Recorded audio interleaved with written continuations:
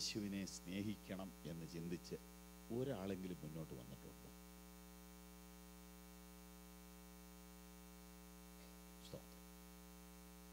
അങ്ങനെ നമുക്ക് ഈ ധ്യാനത്തിൽ മുന്നേറാം. ഫലത്തിലേക്ക് വരണമെങ്കിൽ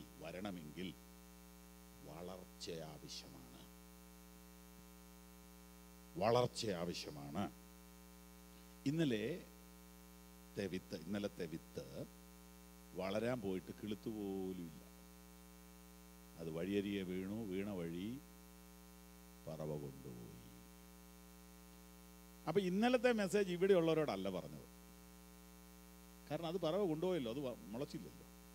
ഇന്നത്തെ മെസ്സേജ് ഇവിടെ ഉള്ളവരോടാണ്. നാളത്തേത് കംപ്ലീറ്റ് ഇവിടെ ഉള്ളവരാണ്. ഇന്നത്തേത് മുളച്ചു, വളർന്നു, പക്ഷേ ഫലത്തിലേക്ക് വന്നില്ല. മുളച്ചു, വളർന്നു. എങ്ങനെ മുളച്ചു, എങ്ങനെ വളർന്നു എന്ന് നമുക്ക് നോക്കാം. വാക്യം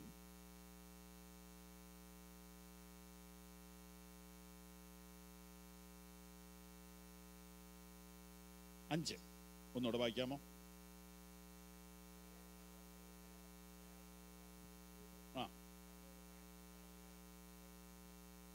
എങ്ങനെ മുളച്ചു? ക്ഷണത്തിൽ. ഇന്നത്തെ ഈ ക്ലാസ്സിനെ ഞാൻ 3 തിരിച്ചിരിക്കുകയാണ്. ഒന്ന്, ക്ഷണത്തിൽ മുളച്ചു എന്ന വാക്കിൻ്റെ അർത്ഥം, അതായത് ദൈവത്തിൻ്റെ സ്പീഡിൽ നിൽക്കുക. ഇതാണ് ഒന്നാമത്തെ ചിന്താവിഷയം. ദൈവത്തിൻ്റെ സ്പീഡിൽ നിന്ന് കുറയുകയും ചെയ്യരുത്, കൂടുകയും ചെയ്യരുത്. രണ്ടാമത് ചിന്താവിഷയമായിട്ട് തിരിച്ചിരിക്കുന്നത്, വചനം നിമിത്തം ഉപദ്രവം ഉണ്ട് എന്ന് അറിയുക.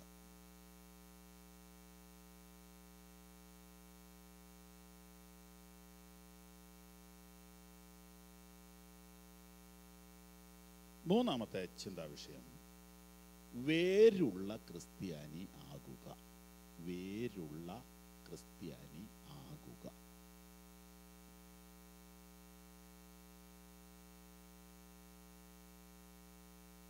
Thank you Jesus. ഒരുപാട് ആത്മീയ സന്ദേശങ്ങൾ ഈ വചനം ധ്യാനിച്ചപ്പോൾ ദൈവം എന്നെ പഠിപ്പിച്ചു. ഭയങ്കരമായ ഉൾക്കാഴ്ച ലഭിച്ചു. അത് ഈ രാത്രിയിൽ നമുക്ക് എല്ലാവർക്കും ഒരുപോലെ ലഭിക്കാൻ ദൈവം തമ്പുരാന്റെ കൃപ വേണം. പ്രാർത്ഥനയോടെ നമുക്ക് ദൈവവചനത്തിലേക്ക് പോകാം. നോക്കൂ, എഴുതിയപ്പോൾ കർത്താവ് ഉപമയ്ക്കകത്ത് അത് ക്ഷണത്തിൽ മുളച്ചു എന്ന് പറയാൻ, ക്ഷണം എന്ന് പറഞ്ഞാൽ പെട്ടെന്ന് എന്ന് പറഞ്ഞാൽ നോർമൽ സ്പീഡിലല്ല അത് മുളച്ചു. ഈ അബ്നോർമലായിട്ട് കാണുന്ന ഒന്നിനെ നമ്മൾ നമ്പരുത്. ഒരുത്തൻ പെട്ടെന്ന് ധനവാനാകുന്ന കണ്ടാൽ ഞെട്ടരുത്.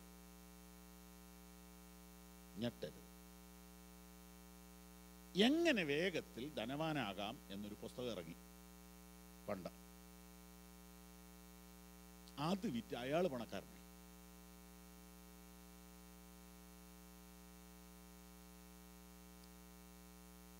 മാസമായിട്ടും ഒരു പുരോഗമനം വരാഞ്ഞിട്ട് ഈ പുസ്തകം മേടിച്ചു ഒരു ചെറുപ്പക്കാരൻ കത്തെഴുതി, സാറേ നിങ്ങളുടെ പുസ്തകം ഞാൻ മേടിച്ചു, എങ്ങനെ വേഗത്തിൽ ധനവാനാകാം.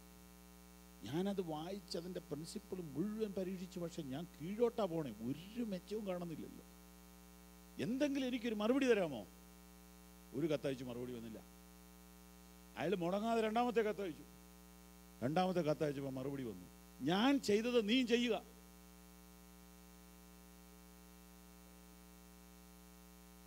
പുസ്തകം അടിച്ചു വിൽക്കാന്ന്.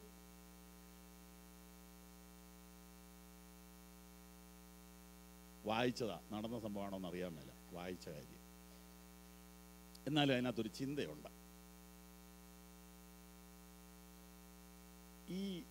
ഇതൊന്നും നടക്കുന്ന കാര്യമല്ല. ഏറ്റവും കൂടുതൽ നുണ പറയുന്ന ആരാന്നറിയോ? പരസ്യ കമ്പനിക്കാർ. ഇവിടുത്തെ എനിക്കറിയാൻ മേല, നാട്ടിൽ ചാനൽ തുറന്നാൽ ന്യൂസ് കേൾക്കണേ 10 നുണ കേട്ടിരിക്കണം. അതങ്ങ് സ്റ്റാൻഡേർഡ് നുണയാന്നേ പറയുന്നത്. അപ്പൊ ഇത് ഞാൻ ഓർക്ക ഇതിനെക്കുറിച്ചൊക്കെ കാര്യം എന്താ ചിന്തിക്കാതെ, ഇങ്ങനെ നുണ പറയാമെന്ന് പിള്ളേരും ധരിക്കുകയല്ലേ. നല്ല ഉയർന്ന ആളുകളെ കൊണ്ട് പറയിപ്പിക്കുകയാണ്, ഈ സോപ്പ് തേച്ച പിന്നെ എനിക്ക് ഈ കളർ കിട്ടിയെന്ന്. എന്നാൽ നിങ്ങൾ കളറില്ലാത്ത ഒരാൾക്ക് ഈ സോപ്പൊന്ന് കൊടുത്തെന്ന് പറയിപ്പിച്ചേ. നിങ്ങൾ കേരളത്തിൽ ഏറ്റവും കളറുള്ള ആളെ പിടിച്ചിട്ടല്ലേ സോപ്പിനെ കുറിച്ച് പറയിപ്പിക്കുന്നത്?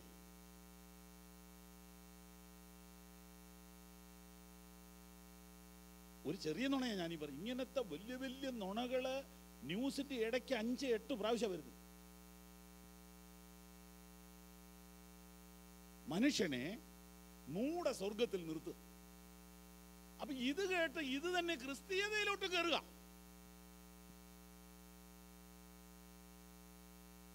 തെറ്റായ ആത്മീയത, തെറ്റായ വളർച്ച, പൊങ്ങച്ചം, ഇതിന് പ്രാധാന്യം കൊടുക്കുന്ന ഒരു ലോകത്ത് നമ്മൾ ജീവിക്കുക. സത്യം, ധർമ്മം, നീതി, വിശുദ്ധി, ദൈവത്തിന്റെ വചനം, ഇതിനൊന്നും പ്രസക്തിയില്ലാത്തൊരു ഒരു ഒരു ഒരു ഒരു കാലം വന്നിരിക്കുകയാണോ? ക്ഷണത്തിൽ മുളച്ചു. എന്താ ക്ഷണത്തിൽ മുളയ്ക്കാൻ കാരണം? മണ്ണില്ലാത്തതുകൊണ്ട്. മണ്ണ് ഇളകി താഴ്ചയുണ്ടെങ്കിൽ വിത്ത് താഴ്ത്തു പോകും. താഴ്ത്തു പോയാൽ മുകളിലോട്ട് വരാൻ സമയമെടുക്കും. അപ്പൊ വരാൻ വൈകിയ പോകാനും വൈകും. സ്വത്രം. ഇത് പെട്ടെന്ന് വന്നു, പെട്ടെന്ന് പോയി. പെട്ടെന്ന് വരുന്നതല്ല, പെട്ടെന്ന് പോകുമെന്ന് ഓർത്തോളൂ.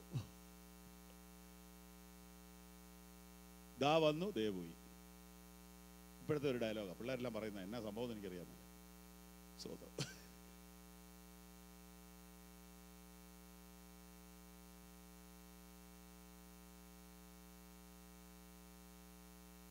പെട്ടെന്ന് ഉളച്ചു വന്നു. ദൈവം അത്ഭുതം ചെയ്യും കേട്ടോ. ദൈവം പെട്ടെന്നൊക്കെ കാര്യങ്ങൾ ചെയ്യും. പക്ഷേ നിങ്ങളൊരു തെങ്ങിൻ തൈ കുഴിച്ച് വെച്ചേച്ച് 40 ദിവസം ഉപസിച്ച് പ്രാർത്ഥിച്ചാൽ തെങ്ങ് പിറ്റേ ദിവസം കായ്ക്കുകയില്ല. തെങ്ങ് കായ്ക്കാൻ ദൈവം ഒരു സമയം വെച്ചിട്ടുണ്ട്. നീ അങ്ങനെ ഉപസിക്കുമ്പോൾ ദൈവം പറയും, ഭാര്യ നീ പ്രാർത്ഥിച്ചത് ഞാൻ സ്വീകരിച്ചിരിക്കുന്നു, അതിൻ്റെ സമയത്ത് അത് കായ്ച്ചോളും, നീ ധൃതി പിടിക്കേണ്ടത്. ആമേൻ. ദൈവം അത്ഭുതങ്ങളുടെ ദൈവമാണ്.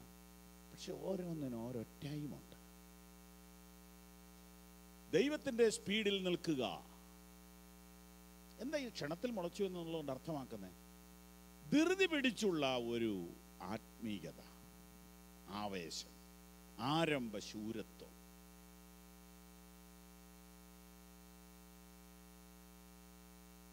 അടിസ്ഥാനമിട്ടൊരു ജീവിതത്തെക്കുറിച്ച് ചിന്തിക്കാത്ത പോക്ക്, അത് അപകടകരമാണ്. സ്തോത്രം, സ്തോത്രം, സ്തോത്രം, സ്തോത്രം, സ്തോത്രം.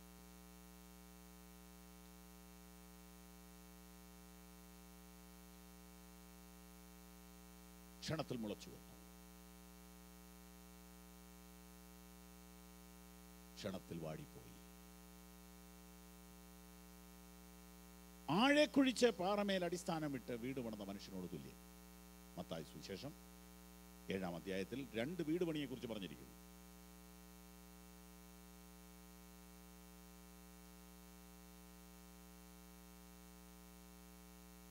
വീട് പണിയെ കുറിച്ച് പറഞ്ഞിരിക്കുന്നു.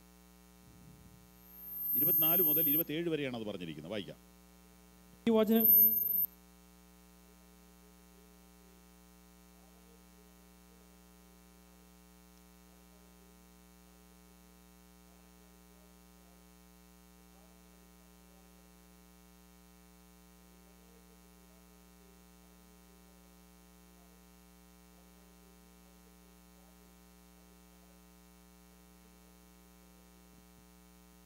ഇവിടെ 2 പേര് വീട് പണിയുന്നു.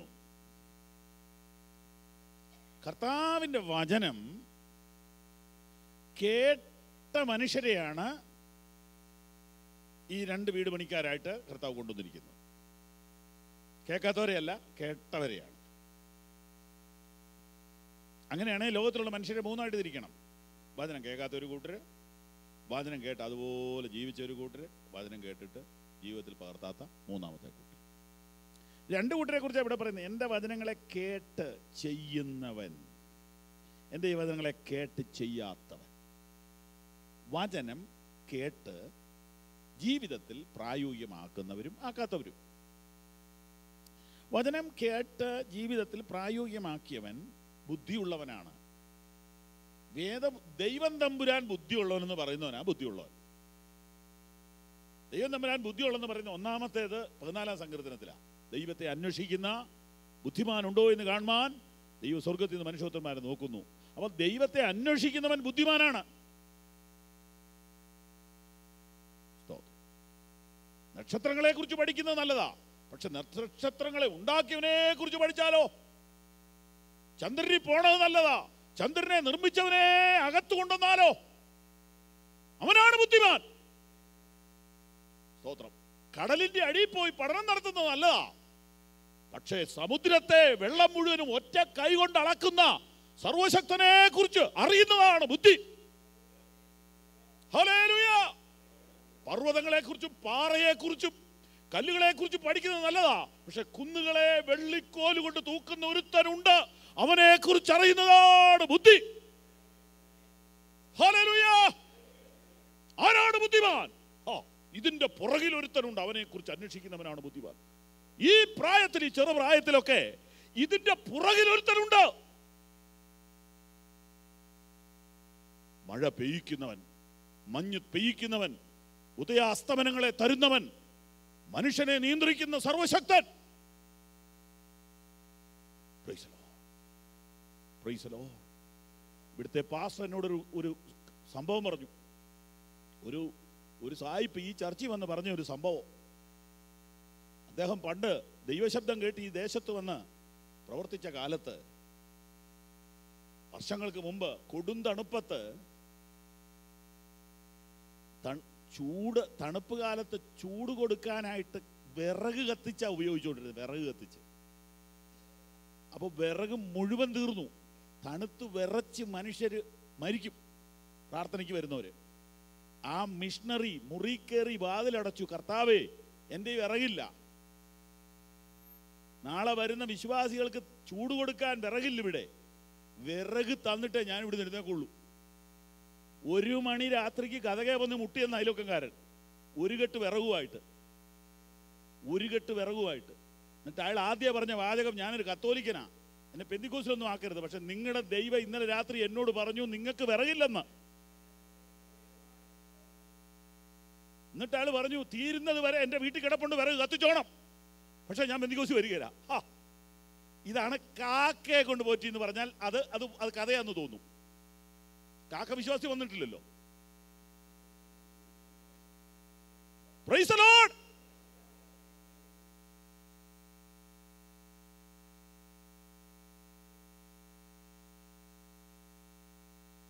ദൈവത്തെ അന്വേഷിക്കുന്നവൻ ബുദ്ധിമാൻ.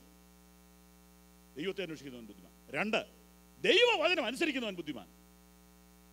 എൻ്റെ ഈ വചനങ്ങളെ കേട്ട് ചെയ്യുന്നവനൊക്കെയും പാറമേൽ വീട് പണിത ബുദ്ധിയുള്ള മനുഷ്യനോട്. ഇന്ന് രാത്രിയിൽ ഈ ക്ലാസ്സിൽ നീ വന്നത് വെറുതെ ആയിരിക്കുകയില്ല. നീ ആയുസിൽ ഏറ്റവും വലിയ കാര്യമാണ് ഇന്ന് ചെയ്തുകൊണ്ടിരിക്കുന്നത്. ദൈവത്തിന്റെ വചനം ഗ്രഹിക്കുന്നവൻ ബുദ്ധിമാൻ, ദൈവത്തെ അന്വേഷിക്കുന്നവൻ ബുദ്ധിമാൻ. ബോംബ് കണ്ടുപിടിച്ചവനല്ല ബുദ്ധിമാൻ, കപ്പൽ കണ്ടുപിടിച്ച ആളല്ല ബുദ്ധിമാൻ, വിമാനം കണ്ടുപിടിച്ച ആളല്ല ബുദ്ധിമാൻ. വിമാനം കൂടാതെ പോകാൻ പഠിച്ചവനാ ബുദ്ധിമാൻ. എത്ര പേർക്ക് ഞാൻ പറഞ്ഞ മനസ്സിലായി? വിമാനം കൂടാതെ ഇവിടുന്ന് പറക്കാനുള്ള കാര്യം പഠിച്ചവനാണ് ബുദ്ധിമാൻ. കൈകൾ ഉയർത്തി ദൈവത്തെ സ്തുതിക്കാം. ഹല്ലേലൂയ. സ്തോത്രം. ഞാൻ കർത്താവിനെ സ്തുതിക്കുന്നു. എൻ്റെ ഈ വചനങ്ങളെ കേട്ട് ചെയ്യുന്നവനൊക്കെയും പാറമേൽ വീട് പണിത ബുദ്ധിയുള്ള മനുഷ്യനോട് തുല്യനാകും. മറ്റവൻ മണലിന്മേൽ പണിതു. എന്താ ഇവർ തമ്മിലുള്ള വ്യത്യാസം? ഞാൻ പരിശോധിച്ചു, എനിക്ക് മനസ്സിലായ വ്യത്യാസം ഞാൻ പറയാം. നമ്പർ 1, ഒരുത്തൻ സ്പീഡിൽ വിശ്വസിക്കുന്നു, മറ്റവൻ ഉറപ്പിൽ വിശ്വസിക്കുന്നു.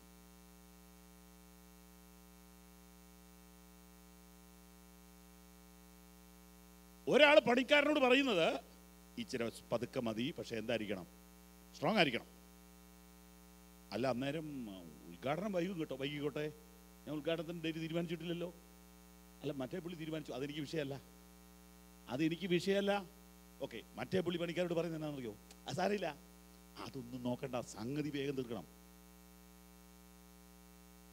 ഒരുത്തൻ സ്പീഡിൽ വിശ്വസിക്കുന്നു, ഒരുത്തൻ ഉറപ്പിൽ വിശ്വസിക്കുന്നു.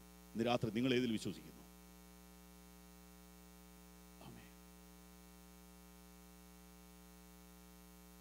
പണിയുന്നെങ്കിൽ നിലനിൽക്കുന്നത് പണിയണം, ഉറപ്പുള്ളത് പണിയണം. ഒരു നിലനിൽപ്പാണ് നമുക്ക് വേണ്ടത്. ഈ ലോകവും അതിന്റെ മോഹവും ഒഴിഞ്ഞു പോകും. ദൈവ ഇഷ്ടം ചെയ്യുന്നവനോ എന്നേക്കും ജീവിക്കും. നശിച്ചു പോകുന്ന ഈ ലോകത്തിൽ ആശ്രയം വെക്കാതെ ഉറപ്പുള്ള ഒരു അടിസ്ഥാനം ഇന്ന് രാത്രി ഇടുക.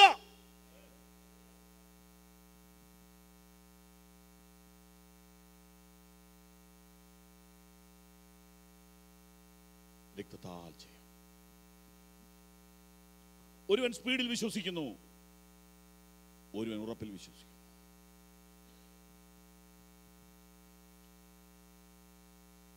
രണ്ടാമത്തെ വ്യത്യാസം, ഒരുവൻ പെട്ടെന്നുള്ള ലാഭത്തിൽ വിശ്വസിക്കുന്നു, മറ്റവൻ നിലനിൽക്കുന്ന ലാഭത്തിൽ വിശ്വസിക്കുന്നു. മണലിന്മേൽ പണിതവന് ടോട്ടൽ എടുക്കുമ്പോൾ നല്ല ലാഭമാണ്. പാറമേൽ പണിതവന് ടോട്ടൽ എടുക്കുമ്പോൾ ഭയങ്കര നഷ്ടമാണ്. ഇവന് 1 ലക്ഷം രൂപയ്ക്ക് വീട് തീർത്തപ്പോൾ മറ്റവന് 3 ലക്ഷം ആയി കാണും. പക്ഷേ മഴ വരുമ്പോഴാ ലാഭവും നഷ്ടവും തിരിച്ചറിയും. ഒരുത്തൻ്റെ വീടിൻ്റെ ഉദ്ഘാടനത്തിന് വിളിക്കാൻ വരുമ്പോൾ മറ്റവൻ തറ കെട്ടിക്കൊണ്ടിരിക്കുക. ഒരുമിച്ച് തുടങ്ങിയതാ. പരിഹാസം കേൾക്കേണ്ടി വരും. വചനത്തിന് വേണ്ടി നിന്നാൽ നീ എന്താ ഉയരാത്തതെന്നൊക്കെ ചിലപ്പോൾ ചോദിക്കും.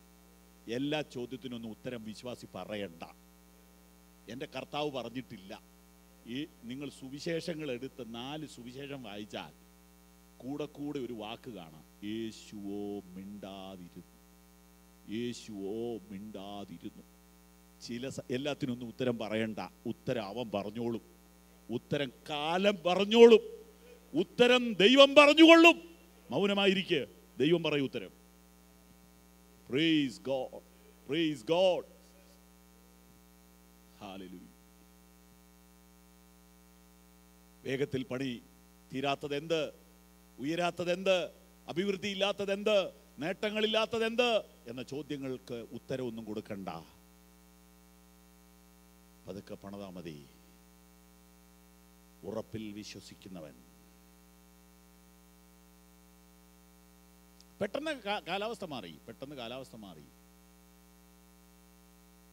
മഴ പെയ്തു. ഒരു മഴ പെയ്താൽ മാറുമെന്നാ ഓർത്ത്, മാറിയില്ല. വെള്ളം പൊങ്ങി. സാരമില്ലെന്നാ വിചാരിച്ചു, പക്ഷെ പിന്നെയും പൊങ്ങി. എന്താ അതിനകത്ത് സന്ദേശം? കാലാവസ്ഥ മാറും, ഇത്രേ ഉള്ളൂ. മാറുമെന്ന് പറഞ്ഞാൽ നിന്റെ കൺട്രോളിൽ നിൽക്കാത്ത നില വരും. നമുക്കൊരു കാൽക്കുലേഷൻ ഉണ്ടല്ലോ, അങ്ങനെ വന്നാൽ ഇങ്ങനെ നിന്നോളാം, ഇങ്ങനെ വന്നാൽ അങ്ങനെ നിന്നോളാം. Handle ചെയ്തോളാമെന്നൊരു ധാരണയുണ്ടല്ലോ, handle ചെയ്തോളാമെന്ന്. ആ പരിധി കടക്കുമെന്നായി പറയുന്നത്.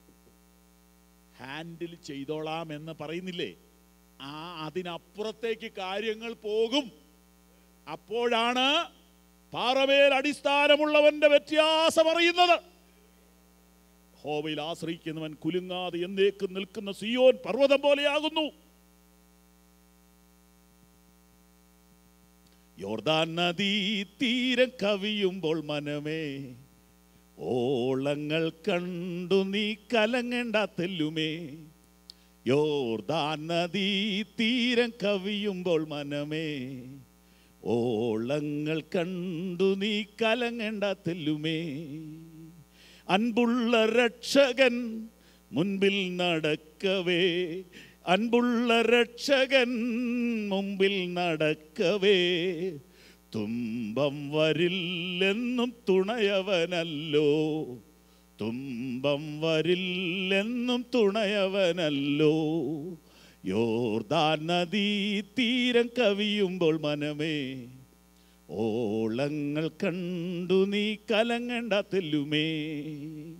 വെള്ളം പെരുകിയാൽ ഉള്ളം പതറേണ്ട, വെള്ളം പെരുകിയാൽ ഉള്ളം പതറേണ്ട, വല്ലഭനേശു നിന്നരികിലുണ്ടല്ലോ, വല്ലഭനേശു നിന്നരികിലുണ്ടല്ലോ.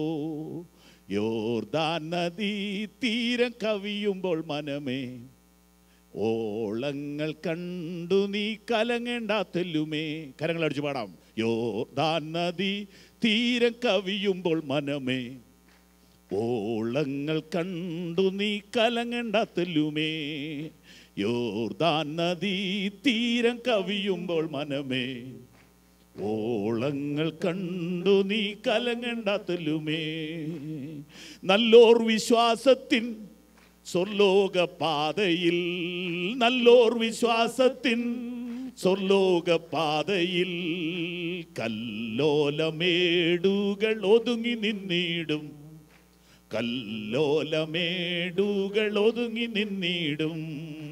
യോർദാൻ നദി തീരം കവിയുമ്പോൾ മനമേ, ഓളങ്ങൾ കണ്ടു നീ കലങ്ങേണ്ട തെല്ലുമേ. യോർദാൻ നദി തീരം കവിയുമ്പോൾ മനമേ, ഓളങ്ങൾ കണ്ടു നീ കലങ്ങേണ്ട തെല്ലുമേ. അൻപുള്ള രക്ഷകൻ മുമ്പിൽ നടക്കവേ, അൻപുള്ള രക്ഷകൻ മുമ്പിൽ നടക്കവേ, തുമ്പം വരില്ലെന്നും തുണയവനല്ലോ, തുമ്പം വരില്ലെന്നും തുണയവനല്ലോ.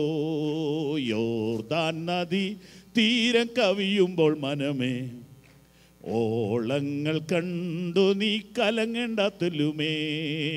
യോർദാൻ നദി തീരം കവിയുമ്പോൾ മനമേ, ഓളങ്ങൾ. ആമേൻ. വെള്ളം പെരുകിയാൽ ഉള്ളം പതറേണ്ട, വെള്ളം പെരുകിയാൽ ഉള്ളം പതറേണ്ട, വല്ലഭനേശു നിന്നരികിലുണ്ടല്ലോ, വല്ലഭനേശു നിന്നരികിലുണ്ടല്ലോ. യോർദാൻ നദി തീരം കവിയുമ്പോൾ മനമേ, ഓളങ്ങൾ കണ്ടു നീ കലങ്ങേണ്ട തെല്ലുമേ. യോർദാൻ നദി തീരം കവിയുമ്പോൾ മനമേ, ഓളങ്ങൾ കണ്ടു നീ കലങ്ങേണ്ട തെല്ലുമേ. ആമേൻ. കാലാവസ്ഥ മാറും, കണക്കുകൂട്ടലുകൾ തെറ്റും, കയ്യിൽ നിൽക്കാതെ വരും, കാര്യങ്ങൾ കയ്യിൽ നിൽക്കാതെ വരും. അപ്പോഴാണ് അടിസ്ഥാനം പരിശോധിക്കപ്പെടുന്നത്, അടിസ്ഥാനം പരിശോധിക്കപ്പെടുന്നത്. അതുകൊണ്ട് നല്ലൊരു അടിസ്ഥാനം ഇട്ടുകൊള്ളുക, നല്ലൊരു അടിസ്ഥാനം ഇട്ടുകൊള്ളുക. വേഗത്തിൽ മുളച്ചു എന്ന കാര്യത്തെക്കുറിച്ചുള്ള ചിന്തയാണ് ആ വഴിക്ക് പോയത്. ദൈവത്തിൻ്റെ സ്പീഡിൽ നിൽക്കുക. ഇതാണ് ഈ ക്ലാസ്സിലെ ഇന്നത്തെ ഒന്നാമത്തെ മെസ്സേജ്. പ്രിയപ്പെട്ടവരെ, ദൈവത്തിൻ്റെ സ്പീഡിൽ നിൽക്കണേ ബുദ്ധിമുട്ടാണ്.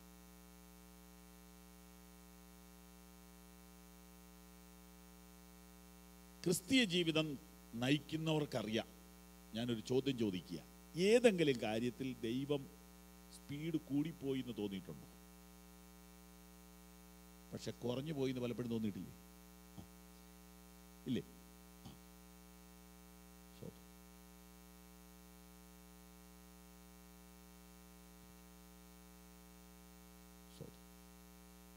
ചിലർ ദൈവത്തെ തള്ളുക പുറകിന്ന്, ചൂട് വേഗം നടക്കുക. ചിലർ മുമ്പിൽ കയറി ഓടുക.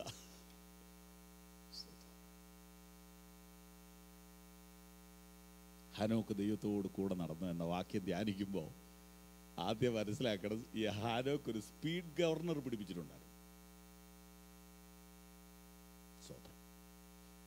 നാട്ടിൽ ഈ വലിയ വണ്ടികൾക്കൊക്കെ സ്പീഡ് ഗവർണർ പിടിപ്പിക്കണമെന്ന് പറഞ്ഞതിന് സമരമാണ്.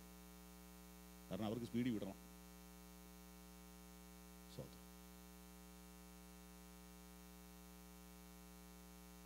എന്ന് പറഞ്ഞാൽ എഞ്ചിനിൽ തന്നെ അത് കൺട്രോൾ ചെയ്യാനാണ്. ഒരു മിനിമം കഴിഞ്ഞാൽ പിന്നെ ആക്സിലേറ്റർ കൊടുത്താൽ മൂളത്തേ ഉള്ളൂ. അങ്ങനെ ആക്കണമെന്ന് വണ്ടി.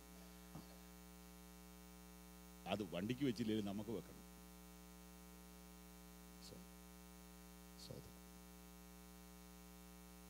സ്പീഡ് ഗവർണർ വെക്കണം. ഹാനോക്ക് ദൈവത്തോടു കൂടെ നടന്നു. ഭയങ്കര വായിക്കാനും സൺഡേ സ്കൂളിൽ പഠിപ്പിക്കാനും എളുപ്പാ. ദൈവത്തിന്റെ സ്പീഡ് നിൽക്കണം. സ്വതന്ത്രം. ഈ കല്യാണം കഴിഞ്ഞ സമയത്ത് ഞാനും ഭാര്യയും കൂടെ നടക്കുമ്പോൾ ആകെ ഒരു അഭിപ്രായ വ്യത്യാസം ഇതേ ഉള്ളൂ.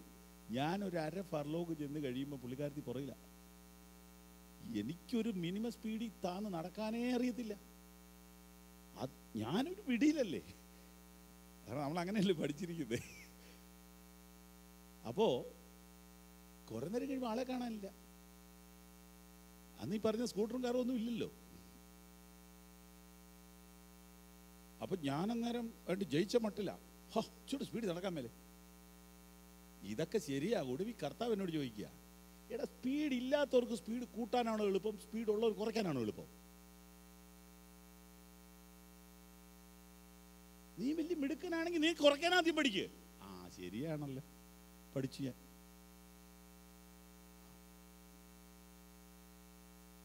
അത് പഠിച്ചു കഴിഞ്ഞാൽ പിന്നെ ആ വണ്ടി കിട്ടിയത്.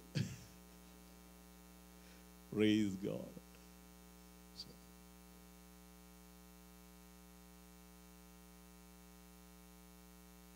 സ്പീഡിൽ നടക്കാൻ ഒരു പ്രയാസമില്ല.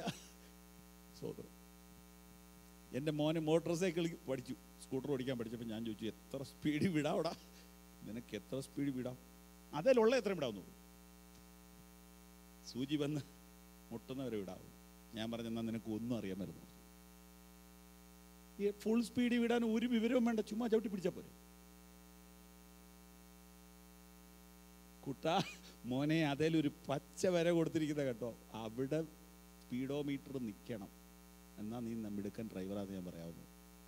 പിള്ളേരുടെ ധാരണ എന്നാണെന്നറിയോ, ഒരു പുക പോലെ കാണാവുള്ളൂ. കൊള്ളാം,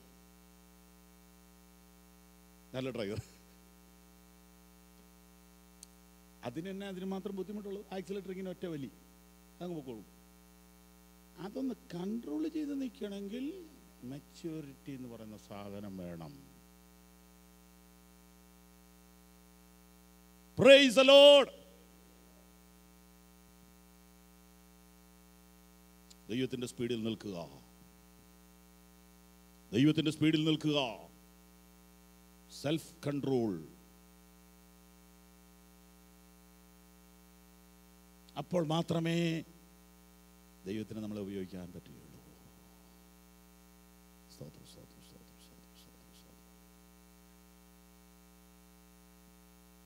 നല്ലൊരു വാക്യമുണ്ട്, കാണാപ്പാടം വീടുകളിലൊക്കെ എഴുതി വെച്ചിട്ടുള്ളതാണ്. അതുകൊണ്ട് അവൻ തക്ക സമയത്ത് നിങ്ങളെ ഉയർത്തേണ്ടതിന് ദൈവത്തിന്റെ ബലമുള്ള കൈക്കീഴിൽ എന്തൊരു വാക്യം അത്. അതിനകത്ത് മെസ്സേജ് എന്നതാ? ഒന്ന്, നമ്മുടെ ദൈവം ഉയർത്തുന്ന ദൈവമാണ്. രണ്ട്, അതിന് അവന് ഒരു സമയമുണ്ട്. മൂന്ന്, അതിന് അവനൊരു വഴിയുണ്ട്. നാല്, അതുവരെ അടങ്ങിയിരിക്കുക. സ്തോത്രം. ഹല്ലേലൂയ. എൻ്റെ കർത്താവേ, എന്നാ പെട്ടെന്ന് ഉയർത്തിയ എന്നാ? ഇതൊന്നും മിണ്ടിപ്പോകരുത്, അടങ്ങിയിരുന്നോണം. ബലമുള്ള കൈക്കീഴിൽ. എന്നാ നല്ല വാക്കാണ്. ഈ വീട്ടിൽ എഴുതി വെച്ചുകൊണ്ട് പ്രയോജനമില്ലെന്ന് എൻ്റെ അഭിപ്രായം. കാരണം ഇത് ശ്രദ്ധിക്കുന്നില്ലല്ലോ എഴുതി വെച്ചത്. ബലമുള്ള കൈക്കീഴിൽ എന്ന് പറഞ്ഞാൽ കേപ്പബിൾ ഹാൻഡ് എന്നാണ് ആംപ്ലിഫൈഡ് ബൈബിൾ പറഞ്ഞിരിക്കുന്നത്. കേപ്പബിൾ ഹാൻഡ്, സുരക്ഷിതമായ, കഴിവുള്ള, പ്രാപ്തിയുള്ള, വിശ്വസിക്കാവുന്ന ഒരു കയ്യേ ഉള്ളൂ. ആ കയ്യിൽ നിന്റെ ജീവിതം അങ്ങ് വിട്ടുകൂടെ, സമയത്ത് ഉയർത്തിക്കോളൂ.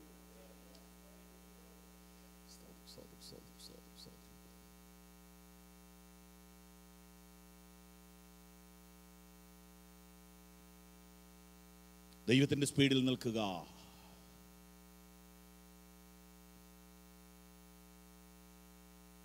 ഖാനായിലെ കല്യാണ വീട്ടിൽ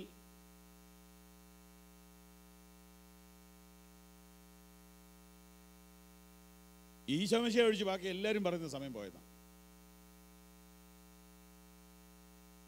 കർത്താവ് പറയുന്ന സമയം ആയിട്ടില്ല. അല്ലേ? അല്ലേ? ഒന്നാമത്തെ പന്തി തന്നെ സാധനം തികഞ്ഞില്ല. അപ്പോൾ കർത്താവ് പറയാം, എൻ്റെ നാഴിക. കർത്താവിനോടായതുകൊണ്ടല്ലേ ആരും ഒന്നും മിണ്ടാത്ത. അപ്പം 99 അല്ല 100% ആളുകൾക്കും സമയം പോയി എന്ന് പറയുമ്പോഴും ദൈവത്തിൻ്റെ സമയം ആയിട്ടില്ല. ഇത് നമ്മൾ വായിച്ചാൽ പോരെ, നമ്മളത് വിശ്വസിക്കണം. നമ്മുടെ വീട്ടിലുള്ളവരും നാട്ടിലുള്ളവരും പറയുന്നു വൈകിയെന്ന്, നീ പറയണം ഇല്ല, ദൈവത്തിൻ്റെ സമയമാകുന്നേ ഉള്ളൂ. ഏത് വിഷയത്തിനാ? ഏത് വിഷയത്തിനും നീ ജോലിയുടെ വിഷയത്തിന്, പ്രൊമോഷന്റെ വിഷയത്തിന്, കല്യാണത്തിന്റെ വിഷയത്തിന്, വീട് വെക്കുന്ന വിഷയത്തിന്, ട്രാൻസ്ഫറിന്റെ വിഷയത്തിന് ദൈവത്തിന്റെ സമയമായിട്ടില്ല. അത് പറയാനുള്ള ഉൾക്കരുത്ത് കിട്ടാനാ ഈ ബൈബിൾ ക്ലാസ്. അത് പറയാനുള്ള തൻ്റെ ഇടം അകത്ത് കിട്ടാനാ ഈ കൂട്ടായ്മയ്ക്കൊക്കെ വരുന്നത്, ഈ പ്രാർത്ഥനയ്ക്കൊക്കെ വരുന്നത്, ഈ ആരാധനയ്ക്കൊക്കെ വരുന്നത്, ഈ ഉപവാസ പ്രാർത്ഥനയിൽ ഇരിക്കുന്നത്. ഏത് സാഹചര്യത്തിലും പറയണം, എൻ്റെ ദൈവത്തിൻ്റെ സമയമായിട്ടില്ല.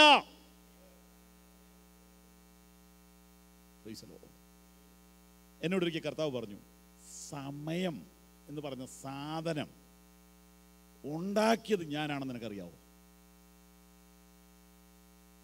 എന്ന് പറഞ്ഞ് ഞാൻ ഒരു കാര്യത്തിൽ ദൈവം വൈകി എന്ന് ഇങ്ങനെ പറഞ്ഞുകൊണ്ടിരിക്കുക. ആരോട് പറയുന്നില്ല, പ്രസംഗത്തിലല്ല പറയുന്നത്, നടക്കുമ്പോൾ ഒക്കെ പറഞ്ഞുകൊണ്ടിരിക്കുക. വെളി പറയാൻ പാടില്ലല്ലോ, ഇങ്ങനെ പറഞ്ഞുകൊണ്ട് നടക്കുക. അപ്പൊ കർത്താവിനോട് ഒരു സമയമെന്ന് പറഞ്ഞാൽ എന്താന്ന് നിനക്കറിയാവോ? ഞാൻ പറഞ്ഞു എനിക്കറിയാൻ മേല. ചെങ്കടലിലെ വെള്ളം മോട്ടോർ വെച്ച് പറ്റിക്കാൻ എത്ര മണിക്കൂർ എടുക്കും? മോട്ടോർ വെച്ച് പറ്റിക്കാൻ എത്ര മാസം എടുക്കും? ചോദ്യം 2. അഥവാ പറ്റിയാൽ അടിയിൽ ചേറായിരിക്കുമോ? ഷുവർ, ചേറായിരിക്കും. അത് ഉണങ്ങാൻ എത്ര ദിവസം എടുക്കും? അപ്പോഴേക്കും ആ വെള്ളം വീണ്ടും ഒഴുകി വന്നിരിക്കും. ഉണങ്ങിയ നിലത്തൂടെ നാഷണൽ ഹൈവേയുടെ വീതിയിൽ റോഡുണ്ടാക്കി ഈ മനുഷ്യരെ വിടാൻ എത്ര സമയം എടുത്തു? ഒറ്റ രാത്രി എടുത്തു. അപ്പം നീ 10 കൊല്ലം നടക്കാത്തത് ദൈവത്തിന് ഒരു രാത്രി കൊണ്ട് ചെയ്യാൻ പറ്റുമെങ്കിൽ 10 കൊല്ലം കൂടെ വൈകിക്കോട്ടെന്നേ. എത്ര പേർക്ക് ഞാൻ പറയുന്നത് മനസ്സിലാകുന്നുണ്ട്? നീ 10 കൊല്ലം നടന്നാൽ സാധിക്കാത്തത് ഒരു രാത്രി കൊണ്ട് ദൈവത്തിന് ചെയ്യാൻ കഴിയുമെങ്കിൽ ഇനി ഒരു 10 കൊല്ലം കൂടെ വൈകിയാലും ദൈവത്തെ സ്തുതിക്കണം. കൈകൾ ഉയർത്തി ദൈവത്തിന് മഹത്വം കൊടുത്താണ്. ദൈവത്തിന്റെ സ്പീഡിൽ നിൽക്കുക, ദൈവത്തിന്റെ സ്പീഡിൽ നിൽക്കുക. ഹല്ലേലൂയ. എലിസബത്തിനും സക്കറിയാവിനും ഒരു കൊച്ചുണ്ടായി, പക്ഷേ ടൂ ലേറ്റ്, വളരെ വൈകിയാണ് ഉണ്ടായത്. ഞാൻ അതിനെക്കുറിച്ചൊരു ബുക്ക് എഴുതിയിട്ടുണ്ട്. ലൂക്കോസ് 1-ാം അധ്യായം ഒരു ധ്യാനം, ഒരു ബുക്ക് ഇറങ്ങിയിട്ടുണ്ട്. 5000 കോപ്പി ഇറങ്ങി, 4500 തീർന്നു. ഇനി 500 വീട്ടിൽ ഇരിപ്പുണ്ട്, കൊണ്ടുവന്നിട്ടില്ല. വിമാനത്തെ ഇതെല്ലാം കൂടെ കൊണ്ടുവരാൻ പറ്റില്ല. സ്വത്രം അത് ഇനി അടിക്കണമെന്ന് പറഞ്ഞ് ഒരുപാട് പേര് കത്ത് വന്നു. അടിക്കാൻ പോവാ. ഒരു കുഞ്ഞു ബുക്ക. സ്തോത്രം. സെക്കരിയാവിലും എലിസബത്തിനും ഒരു കൊച്ചുണ്ടായി, ഒരുപാട് വൈകി. പുള്ളിയുടെ സമകാലികർക്കൊക്കെ പിള്ളേരുണ്ടായി, അവർക്ക് പിള്ളേരുണ്ടായി. മനസ്സിലാവുന്നുണ്ടല്ലോ? ക്ഷമിക്കണം, ഇങ്ങനെ തുറന്നു പറയുന്നില്ല. സ്തോത്രം. പക്ഷേ ആ വാക്യം പഠിക്കുമ്പോൾ ഉണ്ടല്ലോ, ആ പിള്ളേർ മുഴുവനും നാടൻ ഭാഷ പറഞ്ഞോട്ടെ തലതെറിച്ച പിള്ളേരായിരുന്നു. ഏതാ ഈ പിള്ളേർക്ക് പിള്ളേരുണ്ടായെന്ന് പറഞ്ഞില്ലേ? അവരെ മുഴുവനും അപ്പനോടും അമ്മയോടും ഒക്കെ നിരപ്പിച്ചത് ഈ കൊച്ചനാണ്. അവിടെ എഴുതിയിട്ടുണ്ടെന്നേ. അപ്പൊ ഈ പുള്ളി വന്നിട്ട് വേണം ഇവരെ ഇനി ശരിയാക്കാൻ. മനസ്സിലാവുന്നുണ്ടോ ദൂത്? സ്തോത്രം, സ്തോത്രം, സ്തോത്രം, സ്തോത്രം. ഞാൻ ഇന്ന് രാത്രി തീർത്തു പറയുന്നു, ദൈവം ഇന്ന് വരെ ലേറ്റ് ആയിട്ടില്ല. ദൈവം ഇന്ന് വരെ ലേറ്റ് ആയിട്ടില്ല. ആരെങ്കിലും എന്നെങ്കിലും അങ്ങനെ പറഞ്ഞിട്ടുണ്ടെങ്കിൽ പിന്നീട് പശ്ചാത്തപിക്കേണ്ടി വന്നിട്ടുമുണ്ട്. ദൈവം തക്ക സമയത്ത് കൃത്യസമയത്ത് ചെയ്യും.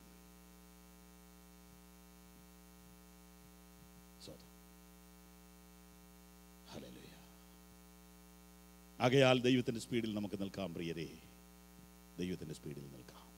ഈ ദൂതിന്റെ മുമ്പിൽ ഒരു സമർപ്പണത്തിനായിട്ട് 2 മിനിറ്റ് എടുത്തിട്ട് അടുത്ത ക്ലാസ്സിലേക്ക് കടക്കാം. കണ്ണുകൾ അടച്ചാട്ടെ.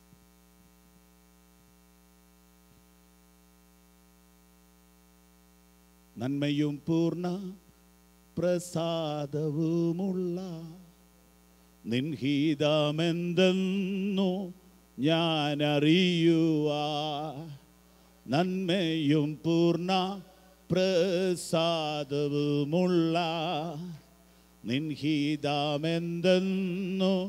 ഞാൻ അറിയുവാൻ എൻ മാനം പുതുക്കി മാറിടുന്നേ നിത്യം എൻ മാനം പുതുക്കി മാറിടുന്നേ നിത്യം നിന്യമാണെനിക്ക് ലോകലാവണ്യം ഓ നിന്യമാണെനിക്ക് ലോകലാവണ്യം എൻ ദൈവമേ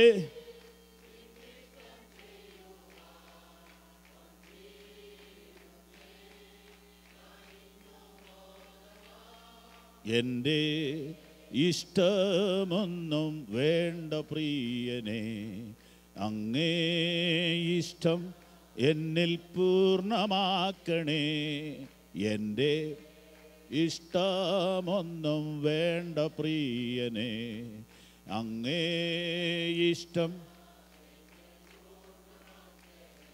ഓ സ്വർഗീയ പിതാവേ നിൻ തിരുഹിതം സ്വർഗത്തിലെ പോലെ ഭൂവിലാക്കണേ സ്വർഗീയ പിതാവേ നിൻ തിരുഹിതം സ്വർഗത്തിലെ പോലെ ഭൂവിലാക്കണേ നിൻഹിതം ചെയ്തോന നിൻ സുതനെ പോലെ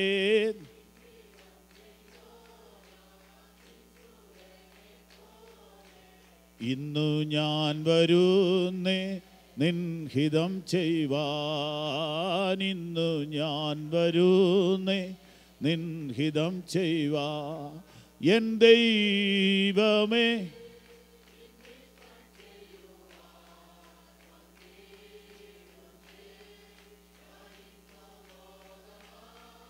എൻ്റെ ഇഷ്ടമൊന്നും വേണ്ട പ്രിയനെ അങ്ങേ ഇഷ്ടം എന്നിൽ പൂർണ്ണമാക്കണേ എൻ്റെ ഇഷ്ടമൊന്നും വേണ്ട പ്രിയനെ അങ്ങേ ഇഷ്ടം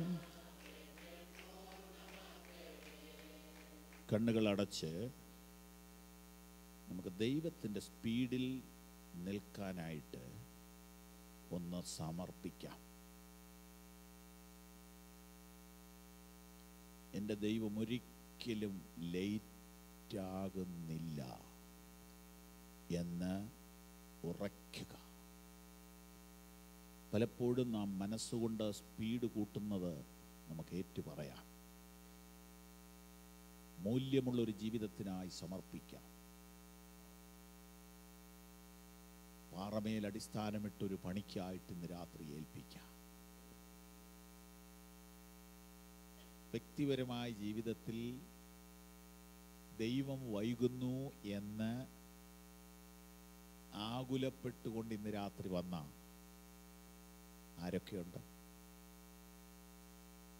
നിങ്ങളോട് ദൈവത്തിന് പറയാനുള്ള ദൂത് ഇന്ന് രാത്രി കേട്ടോ? അതായി പറഞ്ഞത്, ദൈവത്തിൻ്റെ സ്പീഡിൽ നിൽക്കുക. അവിടെ ഇരുന്നു കൊണ്ട് വചനത്തെ മനസ്സിൽ സംഗ്രഹിച്ചങ്ങ് പ്രാർത്ഥിക്കാം. Hallelujah, hallelujah, hallelujah, hallelujah, hallelujah.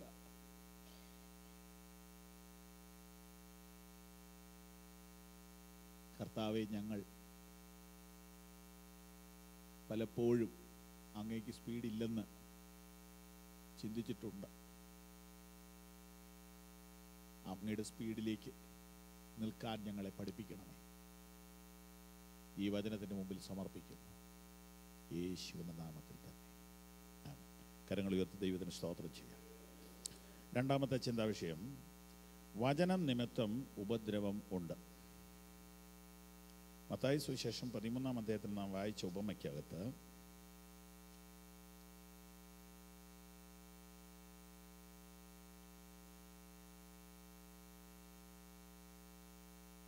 ഇരുപത്തൊന്നാമത്തെ വാക്യം നോക്കിയേ. 21.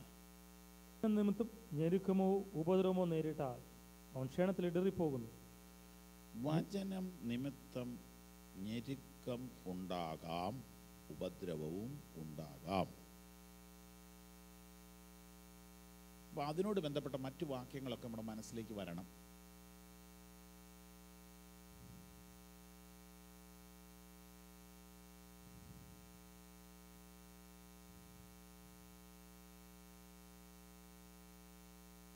ഒന്ന് രണ്ട് വാക്യം ഞാൻ തരാം. അപ്പോസ്തല പ്രവൃത്തികൾ 14:22.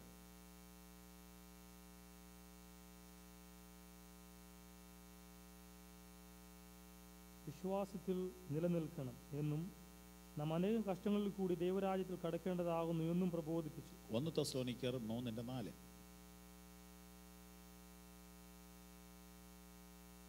നാം കഷ്ടം അനുഭവിക്കേണ്ടി വരുമെന്ന് ഞങ്ങൾ നിങ്ങളോടുകൂടി ഇരുന്നപ്പോൾ മുമ്പ് കൂട്ടി പറഞ്ഞിട്ടുമുണ്ട്. അവണ്ണം തന്നെ സംഭവിച്ചു എന്ന് നിങ്ങൾ അറിയുന്നു. മത്തായി 5:11. എൻ്റെ നിമിത്തം നിങ്ങളെ പഴിക്കുകയും ഉപദ്രവിക്കുകയും നിങ്ങളെ കൊണ്ട് എല്ലാ തിന്മയും കളവായി പറയുകയും ചെയ്യുമ്പോൾ നിങ്ങൾ ഭാഗ്യവാന്മാർ. വചനം നിമിത്തം, യേശു നിമിത്തം, വിശ്വാസം നിമിത്തം, ക്രിസ്തീയ ജീവിതം നിമിത്തം ഉപദ്രവവും ഞെരുക്കവും കഷ്ടപ്പാടുകളും ഉണ്ടാകും. ക്രിസ്തുയേശുവിൽ ഭക്തിയോടെ ജീവിപ്പാൻ മനസ്സുള്ള എല്ലാവർക്കും ഉപദ്രവം ഉണ്ടാവും. വാക്യങ്ങൾ അതിനോട് ചേർത്ത് ചേർത്ത് ചേർത്ത് പഠിച്ചുകൊള്ളുക, ധ്യാനിച്ചു കൊള്ളുക. വചന നിമിത്തം ഉപദ്രവം. എന്താണ് അതിൻ്റെ കാര്യം? നമുക്ക് ധ്യാനിക്കാം. എന്താണ് അതിൻ്റെ കാര്യം?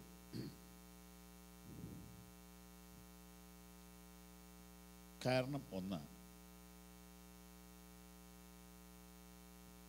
സകല ലോകവും ദുഷ്ടന്റെ അധീനതയിൽ കിടക്കും.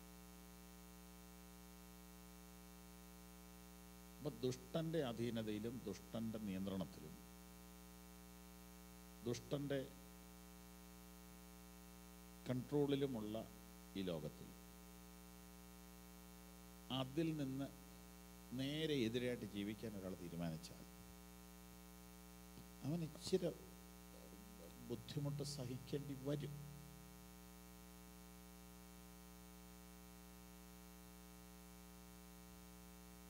എല്ലാവരും ചിന്തിക്കുന്നതിൽ നിന്ന് വേറെ ചിന്തിച്ചാൽ, എല്ലാവരും പ്രവർത്തിക്കലിൽ നിന്ന് വ്യത്യസ്തമായിട്ട് പ്രവർത്തിച്ചാൽ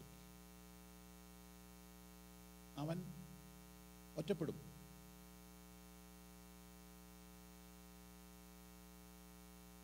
എല്ലാവരും കൈക്കൂലി മേടിക്കുന്നൊരു ഓഫീസിൽ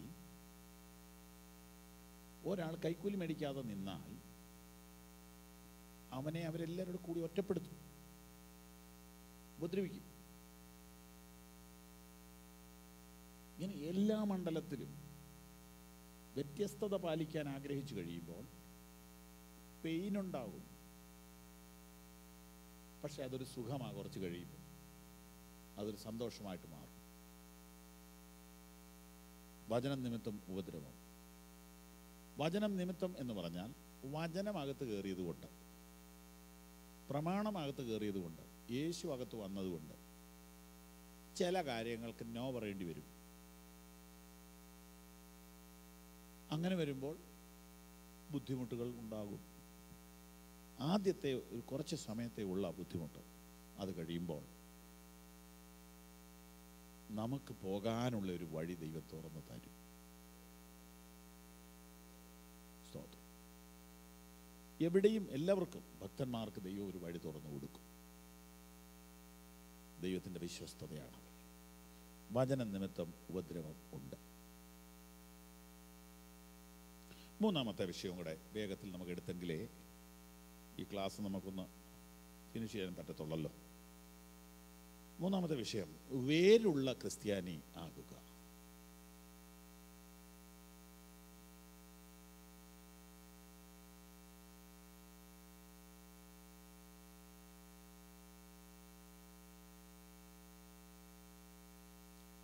ഞാനൊരു ചോദ്യം ചോദിക്കുകയാണ് ഈ വാക്യത്തിൽ നിന്ന്. എന്തുകൊണ്ട് ഈ ചെടി വാടിപ്പോയി? എന്തുകൊണ്ട് വാടിപ്പോയി? വേരില്ലാത്തത് കൊണ്ട് വാടിപ്പോയി. രണ്ടാമത്തെ ചോദ്യം, എപ്പോൾ വാടിപ്പോയി? സൂര്യൻ ഉദിച്ചപ്പോൾ, സൂര്യൻ ഉദിച്ചപ്പോൾ ഇവിടെ എഴുതിയിട്ടുണ്ട്, സൂര്യൻ ഉദിച്ചപ്പോൾ. അപ്പോൾ വീണ്ടും ഒരു ചോദ്യം, സൂര്യൻ സസ്യത്തിന്റെ ശത്രുവോ മിത്രമോ? മിത്രം. അപ്പം ദൂത് മനസ്സിലായോ? ക്രിസ്ത്യാനിയുടെ വളർച്ചയ്ക്കാണ് പ്രതികൂലം. പക്ഷെ ചില ക്രിസ്ത്യാനിയെ അത് തളർത്തുക, ചില ക്രിസ്ത്യാനിയെ അത് വളർത്തുക. സൂര്യൻ സസ്യത്തിന് ഉപകാരമാണ്. പക്ഷെ ഈ സസ്യം പറയുന്നു ഈ സൂര്യനാണ് എന്നെ കൊന്നത്. ശരിയല്ലേ? ഇപ്പൊ ഈ ചെടിയോട് ചോദിച്ചേ എന്നെ വാടിയത്, സൂര്യൻ ഉദിച്ചപ്പോഴാണ് ഞാൻ വാടിയത്, ഉദിച്ചില്ലായിരുന്നു ഞാൻ വാടുകയില്ലായിരുന്നു. ഓ, സൂര്യൻ ഉദിച്ചപ്പോഴാണോ വാടി? അതെ, എന്നാ സംശയം? രാത്രി വാടിയില്ലായിരുന്നല്ലോ, രാവിലെ അല്ലേ വാടി? ഈ സൂര്യനൊന്നും ഉദിക്കാതെ ആക്കാവോ നിങ്ങൾക്ക്? അപ്പൊ ഇതിനോട് തർക്കിച്ച് നിൽക്കണ്ട. താഴെ നല്ല നിലത്ത് വീണ വിത്തുണ്ടല്ലോ, പുള്ളിയെ വിളിക്കുക സാക്ഷി പറയാൻ. നല്ല നിലത്ത് വീണ വിത്തുണ്ടല്ലോ, അതിനെ വിളിച്ചിട്ട് സാക്ഷി പറയാൻ പറയണം ഈ പുള്ളിക്കെതിരെ. ഇതേ സൂര്യൻ നിങ്ങളുടെ എവിടെ ഉദിച്ചായിരുന്ന? ഉവ്വ. എന്നിട്ട് നിനക്ക് എങ്ങനെ ചെയ്തു? അയ്യോ, എനിക്കത് എന്ത് ഉപകാരമായെന്ന് അറിയാം. അത് ഉദിച്ചതാണ് എന്നെ ഇന്ന് ഈ നിലയിൽ എത്തിച്ചത്. ഇന്ന് ഞാൻ എന്തെങ്കിലും ആയെങ്കിൽ ഇത് സൂര്യൻ കൊണ്ടാവട്ടോ. എൻ്റെ ആത്മീയ അർത്ഥം മനസ്സിലായ ഒരു കൈകൾ ഉയർത്തി ദൈവത്തെ സ്തുതിച്ചാട്ടെ. സൂര്യപ്രകാശം ഇല്ലെങ്കിൽ സസ്യത്തിന് നിലനിൽപ്പുണ്ടോ? അതേ സൂര്യപ്രകാശം ചിലരെ വാട്ടിക്കളയുക.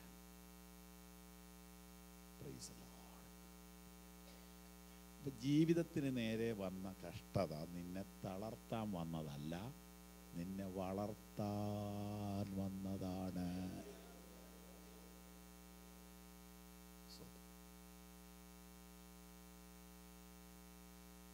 ജീവിതത്തിന് നേരെ വന്ന കഷ്ടത നിന്നെ തളർത്താൻ വന്നതല്ല, വളർത്താൻ വന്നതാണ്. നിന്നെ താഴ്ത്താൻ വന്നതല്ല, ഉയർത്താൻ വന്നതാണ്. നിന്നെ അപമാനിക്കാൻ വന്നതല്ല, നിന്നെ മാനിക്കാൻ വന്നതാണ്. നിന്നെ പ്രൊമോട്ട് ചെയ്യാൻ വന്നതല്ല, പ്രൊമോട്ട് ചെയ്യാൻ വന്നതാണ്. ഹല്ലേലൂയ. ദാവീദ് പറയുന്നു, ഞാൻ കഷ്ടത്തിലായതെനിക്ക് നന്നായി. എന്തുകൊണ്ടെന്നാൽ നിന്റെ ചട്ടങ്ങളെ പഠിക്കുവാൻ എനിക്ക് കഴിഞ്ഞു. നന്ദിയോടെ സ്തോത്രം ചെയ്യുന്നു, നന്ദിയോടെ സ്തോത്രം ചെയ്യുന്നു. എല്ലാ ഭക്തന്മാരോടും ചോദിച്ചാൽ ഈ സാക്ഷ്യം പറയും. ഒരുവിധം ആവറേജ് ദൈവവചന പ്രകാരം ജീവിച്ചിട്ടുള്ള വിശുദ്ധന്മാരോട് ചോദിച്ചാൽ പറയും, ജീവിതത്തിലെ കഷ്ടതയുടെ നടുവിലാണ് വളർച്ച പ്രാപിച്ചത്, ദൈവകൃപ പ്രാപിച്ചത്, കണ്ണ് തുറന്നത്, സത്യം ഗ്രഹിച്ചത്.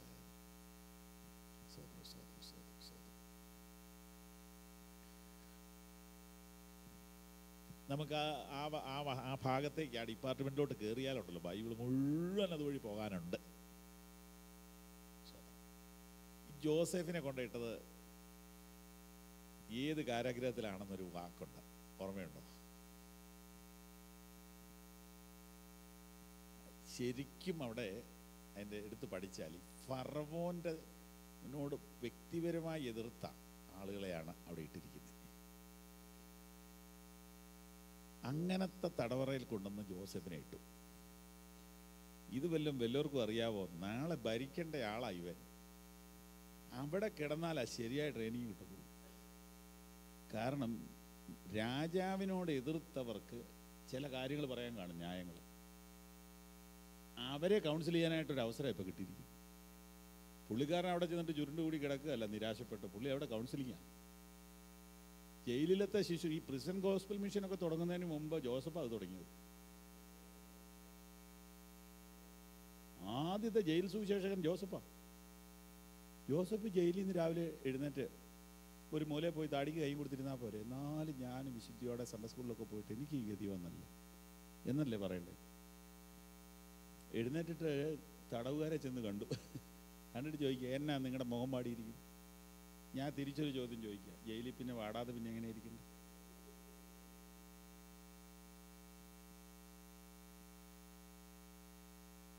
പുള്ളി ചോദിക്കുക എന്നാ നിങ്ങളുടെ മുഖം പാടുന്നത്. അതിനകത്തൊക്കെ ചില നല്ല നല്ല സന്ദേശങ്ങളുണ്ട്. പഴയ നിയമത്തിലോട്ട് പോയ സമയം പോകും. ഉൽപ്പത്തി പുസ്തകം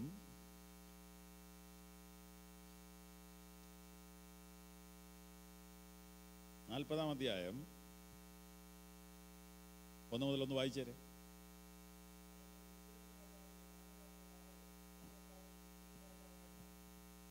യജമാനോട് കുറ്റം ചെയ്തു. ഫറവോൻ പാനപാത്രവാഹന്മാരുടെ പ്രമാണിയും അപ്പക്കാരുടെ പ്രമാണിയുമായ തൻ്റെ 2 ഉദ്യോഗസ്ഥന്മാരോട് കോപിച്ചു. അവർ അകമ്പടി നായകൻ്റെ വീട്ടിൽ യോസഫ് ബദ്ധനായി കിടന്ന കാരാഗൃഹത്തിലാക്കി. അകമ്പടി നായകൻ അവർ യോസഫിൻ്റെ പക്കൽ ഏൽപ്പിച്ചു. അവനവർക്ക് ശുശ്രൂഷ ചെയ്തു. അവർ കുറേ കാലം തടവിൽ കിടന്നു. മിസ്രൈം രാജാവിൻ്റെ പാനപാത്രവാഹകനും അപ്പക്കാരനും ഇങ്ങനെ കാരാഗൃഹത്തിൽ ബദ്ധനായിരുന്ന 2 പേരും ഒരു രാത്രിയിൽ തന്നെ വെവ്വേറെ അർത്ഥമുള്ള ഓരോ സ്വപ്നം കണ്ടു. രാവിലെ യോസഫ് അവരുടെ അടുക്കൽ വന്ന് നോക്കിയപ്പോൾ അവർ വിഷാദിച്ചിരിക്കുന്നത് കണ്ടു. ജയിലിൽ കിടക്കുന്നത് ആരാ വിഷാദിക്കാത്ത? അങ്ങനെ വിഷാദിച്ചാൽ ആരാ ഇത് കാണാൻ? ആർക്കാ നേരമുള്ളത്?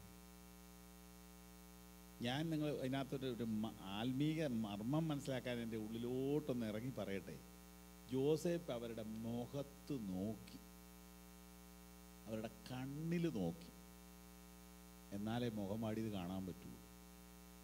അപ്പം അവനൊരു മിനിസ്ട്രി ഉള്ളവരാ മുഖത്ത് നോക്കുകയുള്ളൂ.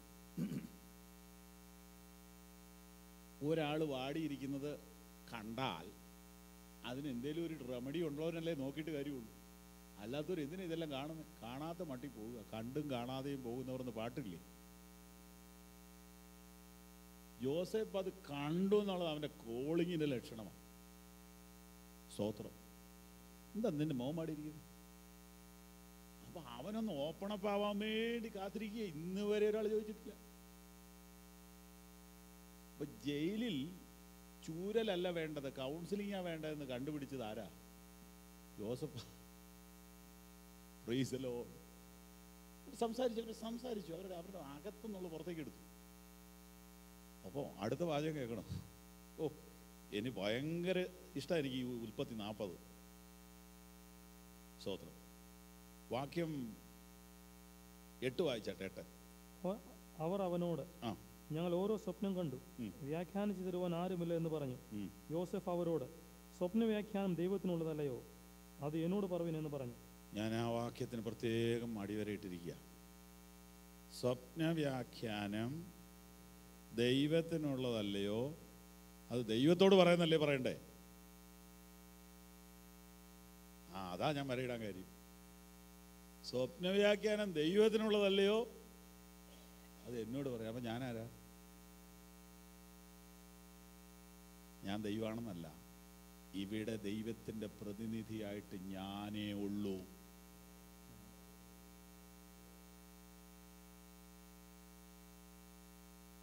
ഇവിടെ ദൈവത്തിൻ്റെ പ്രതിനിധിയായിട്ട് ഞാനുണ്ട്.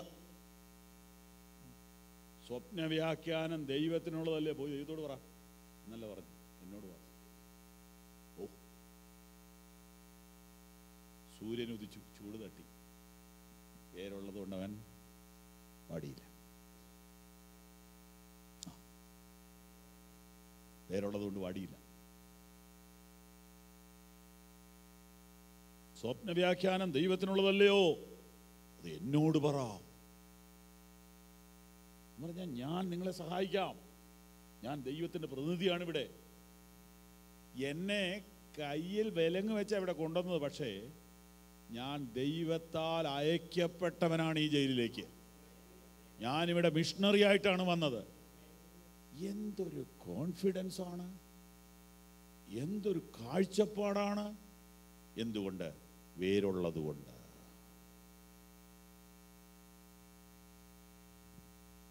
നന്ദിയോടെ സ്തോത്രം. അപ്പൊ സൂര്യൻ ഉദിച്ചാൽ ചൂടുണ്ടാവും, ചൂട് തട്ടിയാൽ വാടിപ്പോവും. പക്ഷെ വേരുള്ളവൻ ആ ചൂട് വളർച്ചയ്ക്ക് വേണ്ടി ഉപയോഗിക്കും. അത് വളർച്ചയ്ക്ക് വേണ്ടി ഉപയോഗിക്കും. നന്ദിയോടെ സ്തോത്രം. ഇങ്ങനെ അനേകരുടെ കഥ നമുക്കെടുക്കാം. സൂര്യൻ ഉദിച്ചു, ചൂട് തട്ടി, വേരില്ലാത്തത് വാടിപ്പോകും. അപ്പോൾ സൂര്യപ്രകാശം സസ്യത്തിന് അനുഗ്രഹമാണ്. പ്രതികൂലങ്ങൾ ക്രിസ്ത്യാനിക്ക് അനുഗ്രഹമാണ്, വളർച്ചയ്ക്ക് വേണ്ടിയാണ്. സ്തോത്രം. ഇങ്ങനെയുള്ള ആ ഉൾക്കാഴ്ച നമുക്ക് കിട്ടിയാൽ ഞെട്ടത്തില്ല. ഒന്നുകൂടെ ഞാൻ പറയാം. ഞാനിപ്പോൾ ഇങ്ങോട്ട് ബൈബിൾ ക്ലാസ്സിന് കയറി വരുമ്പം നിങ്ങളെന്താ ഞെട്ടാഞ്ഞ്? ഞാൻ വരുമെന്നുള്ള കാര്യം നേരത്തെ അറിയാവുന്ന.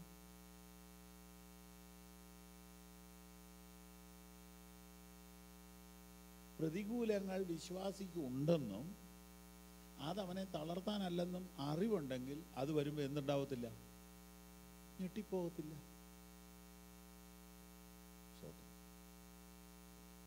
പ്രതീക്ഷിക്കുക, ഇതെല്ലാം ഉള്ളതാണ്. സ്തോത്രം, സ്തോത്രം, സ്തോത്രം, സ്തോത്രം, സ്തോത്രം. അപ്പൊ പിന്നെ എന്ത് ചെയ്യണം? വേരുള്ളവരായി തീരണം. അപ്പൊ ഇനി നമുക്ക് അടുത്ത 10 മിനിറ്റ് വേരിനെ കുറിച്ച് ധ്യാനിക്കാം. വേര്, സസ്യം, സസ്യലോകത്തെക്കുറിച്ച് പഠിക്കുന്ന വിദ്യാർത്ഥികൾ ഒരു പക്ഷേ ഇവിടെ കാണും. എന്തെങ്കിലും ഒരു ചെറിയൊരു അറിവ് നമുക്കൊക്കെ ഉണ്ട്. ഒരു സസ്യത്തിന് 2 ഭാഗമാണ്. ഒന്ന് ഭൂമിക്ക് അടിയിലോട്ട് പോണ ഭാഗം, 2 ഭൂമിക്ക് മുകളിലുള്ള ഭാഗം.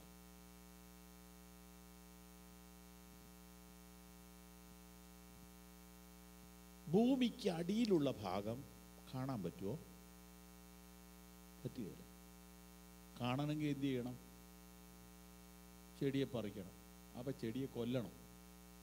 കൊന്നാൽ മാത്രമേ ഇതിൻ്റെ വേര് കാണാൻ പറ്റുള്ളൂ. അപ്പം ഏതെങ്കിലും ഒരു ചെടിയുടെ വേര് അതിനു മുമ്പ് കാണുകയാണെങ്കിൽ അതിൻ്റെ അർത്ഥം ആ ചെടിയുടെ കാര്യം പോക്കാന്ന്. മനസ്സിലാകാൻ വേണ്ടി ഇങ്ങനെയൊക്കെ പറയും. എത്ര പറഞ്ഞാലും കർത്താവ് നമ്മുടെ ഉള്ളിൽ ബോധ്യം തന്നാലേ ഇതൊക്കെ മനസ്സിലാകത്തുള്ളൂ. പ്രിയപ്പെട്ടവരെ, ആത്മീക സത്യം പറയാം. വേര് നമ്മുടെ രഹസ്യ ജീവിതമാണ്.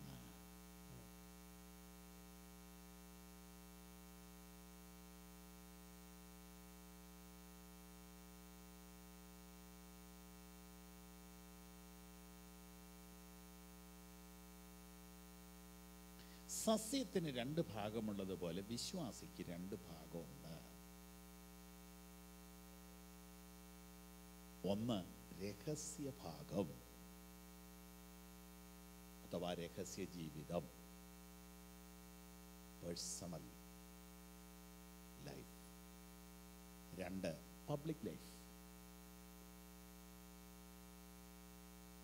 സസ്യത്തിലേക്ക് വരാം. സസ്യത്തിൻ്റെ പുറമേയുള്ള ഭാഗം ആണ് ക്യാമറയ്ക്കകത്തൊക്കെ വരുന്നത്. ഈ ചെടിയൊക്കെ എത്ര ഫോട്ടോയ്ക്കകത്ത് കയറിയതാണെന്നറിയാം ഇരിക്കുന്നത്.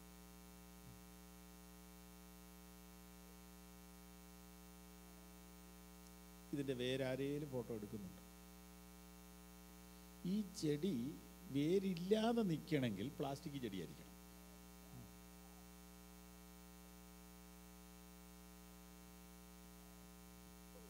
പ്ലാസ്റ്റിക് ചെടി കണ്ടാൽ ഒറിജിനൽ ചെടി നാണിച്ചു പോകും.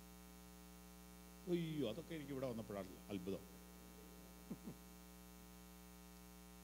ഞാൻ പല വീട്ടിൽ ചെടിയെ പിടിച്ച് ഇങ്ങനെ കിളി നോക്കുന്നുണ്ട്, ഒറിജിനലാണ്. അപ്പൊ ഇന്നൊരു വീട്ടിൽ ഒറിജിനൽ കണ്ടു കേട്ടോ. ഇടയ്ക്ക് ഓരോ ഒറിജിനലും ഉണ്ട്. ലേലുയ. ഏതായാലും കൂടുതൽ ഡ്യൂപ്ലിക്കേറ്റ്.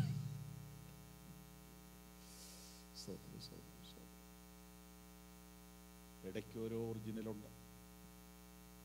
മൊത്തം പ്ലാസ്റ്റിക് മയമാണ്. അപ്പം അതിന് വെള്ളം ഒഴിക്കണ്ട, വളമിടണ്ട. മഞ്ഞുകാലവും മഴക്കാലവും വേനൽക്കാലവും എല്ലാം ഒരുപോലെ ഇരിക്കുക.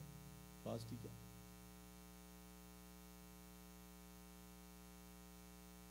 എന്നാൽ മറ്റേ ചെടിയുടെ വേര് കാണാൻ പറ്റുകയില്ല. എന്നാൽ ആ ചെടി പറയുന്നത് എന്നാണെന്നറിയാവോ?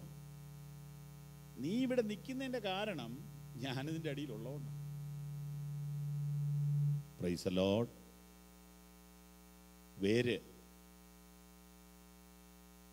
കാണാൻ മേല. പ്രിയപ്പെട്ടവരെ, ആത്മീയം നമുക്ക് ചിന്തിക്കാം. ഈ പുറമേ കാണുന്നൊരു ഭാഗമുണ്ട് വിശ്വാസിക്ക്. പുറമേ കാണുന്നത് എന്നതാ? പള്ളി വരുമ്പോൾ ആ ഷേപ്പ്, പള്ളി വരുമ്പോൾ ഏറ്റവും നല്ല ഡ്രസ്സ് അല്ലേ? ആ, പറ്റുമെങ്കിൽ ബ്ലാക്ക് സൂട്ട്, പോക്കറ്റിലൊരു New Testament, Sunday coat, Monday coat, Tuesday coat എന്നൊക്കെ പറഞ്ഞ് എവിടെയോ വായിച്ചിട്ടുണ്ട്. സൺഡേ കോട്ടിനകത്ത് ന്യൂ ടെസ്റ്റ്മെൻറ്റ് ഓൾറെഡി ഉണ്ട്. എന്നാൽ അത് സൺഡേ ഈവനിങ് ഊരി തൂക്കും, പിന്നെ എടുക്കുന്ന അടുത്ത സൺഡേയിലാണ്.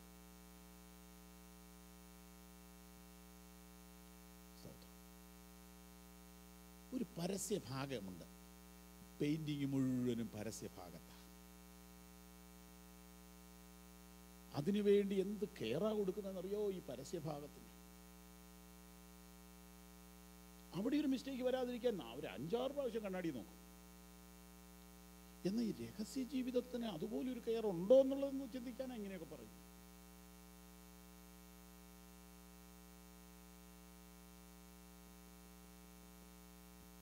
പരസ്യ ജീവിതവും രഹസ്യ ജീവിതവും. മതം എന്ന് പറയുന്നത് മുഴുവനും ഏതാണ്ട് 90% വെളി കാണിക്കാൻ വേണ്ടിയുള്ള കുറെ അഭിനയങ്ങളാണ്.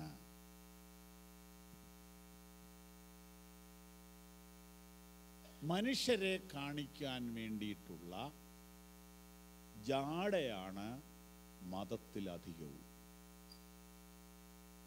എന്നാൽ ക്രിസ്തീയ ജീവിതം പുറമേ കാണിക്കാനുള്ളതല്ല. പുറമേ കാണിക്കാനുള്ളതല്ല. പുറമേ കാണിക്കാനുള്ളതല്ല. പുറമേ കാണിക്കാനുള്ളതല്ല.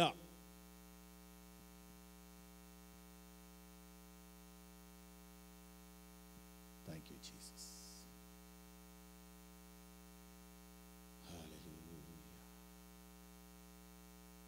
ഞാൻ വേദപുസ്തകത്തിൽ നിന്ന് ചില വേരുകളെ കുറിച്ച് കണ്ടു. അത് നാളത്തെ ക്ലാസ്സിൽ ചൂണ്ടിക്കാണിക്കാം. 3 വേരുകൾ എങ്കിലും, 3 അല്ല 5 ഞാൻ നോട്ട് ചെയ്തിട്ടുണ്ട്. നാളെ അടുത്ത വിത്തിലോട്ട് കയറണം എങ്കിൽ പോലും ഇന്ന് അത് എടുത്താൽ തീരത്തില്ല, അതുകൊണ്ട് എടുക്കുന്നില്ല. ഏതായാലും ഒരു വിശ്വാസിയെ സംബന്ധിച്ചിടത്തോളം അവൻ്റെ രഹസ്യ ജീവിതമാണ് പരസ്യ ജീവിതത്തെക്കാൾ പ്രധാനം. പരസ്യ ജീവിതം മനുഷ്യർ കാണുന്നു, രഹസ്യ ജീവിതം ദൈവം കാണും.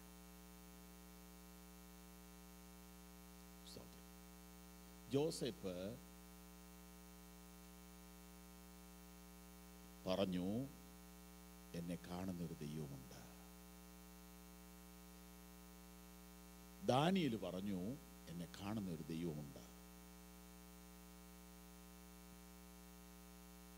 പുറമേ കാണിക്കാൻ വേണ്ടിയുള്ള വേഷംകെട്ടുകളുടെ നടുവിലാണ് നമ്മൾ ജീവിക്കുന്നത്. രഹസ്യത്തിൽ കാണുന്നൊരു ദൈവമുണ്ടെന്നുള്ള ചിന്തയോടുകൂടെ ജീവിക്കുവാൻ ഇന്ന് നമുക്കൊന്നുകൂടെ സമർപ്പിക്കാം. സ്തോത്രം. ഒരു കെട്ടിടത്തെ നോക്കി, കെട്ടിടത്തിൻ്റെ താഴേക്കൊരു ഭാഗം പോയിട്ടുണ്ട്. ആ ഭാഗമാണ് ആ കെട്ടിടത്തെ താങ്ങി നിർത്തുന്നത്. 24 നിലയുള്ള ബിൽഡിംഗ് കാണുമ്പോൾ ഓർത്തോണം, നല്ല ഒരു അടിസ്ഥാനം അതിന് താഴെയുണ്ട്. അതാർക്ക് കാണത്തില്ല. നമ്മുടെ ജീവിതത്തിൻ്റെ രഹസ്യ വശം പ്രധാനമാണ്. പുറമേയുള്ള ഷർട്ട്, പുറമേയുള്ള കോട്ട്, പുറമേയുള്ള സാരി, പുറമേയുള്ള കാര്യങ്ങളൊക്കെ വലുതാണ്. എന്നാൽ അതിനേക്കാളെല്ലാം പ്രധാനമാണ് നമ്മുടെ അകം എന്ന് ഇന്ന് രാത്രി നമുക്ക് ഓർക്കാം. വേരില്ലാത്തത് കൊണ്ട് അത് ഉണങ്ങിപ്പോയി. വേരില്ലാത്തത് കൊണ്ട് ഉണങ്ങി. കർത്താവിനോടുള്ള ആ ബന്ധമാണ് ഈ കാണിക്കുന്നത് കേട്ടോ. കർത്താവിനോടുള്ള ആ ബന്ധം. അവനാറ്റരികത്ത് നട്ടിരിക്കുന്നതും തക്ക കാലത്ത് ഫലം കായ്ക്കുന്നതും ഇലവാടാത്തമായ വൃക്ഷമാണ്. അപ്പോൾ ആ വൃക്ഷം യിരെമ്യാ പ്രവചനത്തിലും 1-ാം സങ്കീർത്തനത്തിലും ഒരു വൃക്ഷത്തെ കാണാം. ഒരു വൃക്ഷത്തെ കാണാം. ആ വൃക്ഷം എല്ലാ സീസണിലും ഇല വാടാതെ നിൽക്കുന്നു. എന്താ അതിന്റെ കാരണം ആർക്കും അറിയത്തില്ല. ആ വൃക്ഷത്തോട് ചോദിച്ച വൃക്ഷം പറയും, നിങ്ങൾ കാണാത്ത ഒരു ബന്ധം എനിക്കുണ്ട്. എൻ്റെ വേര് വെള്ളത്തിലാണ്. നിങ്ങൾക്കത് കാണത്തില്ല. എൻ്റെ വേര് വെള്ളത്തില. ഇങ്ങനെ ദൈവവുമായിട്ടൊരു ഡീപ് കണക്ഷൻ, അതൊന്നും വേറൊരാൾക്ക് അറിയാൻ ഒക്കില്ല. വേറൊരാളെ അറിയിക്കാനും പറ്റത്തില്ല. അറിയിക്കണ്ട. അതൊക്കെ അറിയിക്കുമ്പോൾ ഉണ്ടല്ലോ, ഉള്ളതുകൂടെ പോകും. സ്തോത്രം. അതുകൊണ്ട് ഇന്ന് ഇവിടുന്ന് പോകുമ്പോൾ നമുക്ക് ആ ചിന്ത നമ്മുടെ മനസ്സിനെ ഭരിക്കട്ടെ. സ്തോത്രം. കണ്ണുകൾ അടയ്ക്കാം.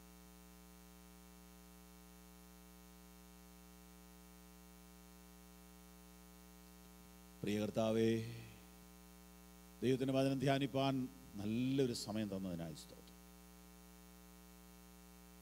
പാറസ്ഥലത്ത് വീണ വിത്തിനെ കുറിച്ച് ഞങ്ങൾ ധ്യാനിക്കുകയായിരുന്നു. ദൈവത്തിൻ്റെ സ്പീഡിൽ നിൽക്കുവാനും ഉപദ്രവങ്ങളുണ്ട് എന്ന് അറിഞ്ഞ് ജീവിക്കുവാനും വേരിന് പ്രാധാന്യം കൊടുക്കുവാനും ഞങ്ങളുടെ രഹസ്യ ജീവിതത്തെ വളരെ പ്രാധാന്യത്തോടുകൂടെ കാണുവാനും ഇന്നത്തെ വചന കേൾവിയിലൂടെ കർത്താവ് ഞങ്ങളോട് പറഞ്ഞതിനായിട്ട് നന്ദി. ഞങ്ങളെ ഇനിയും സഹായിക്കണം യേശുവിൻ്റെ നാമത്തിൽ തന്നെ. ഒരു പുതിയ പാട്ട്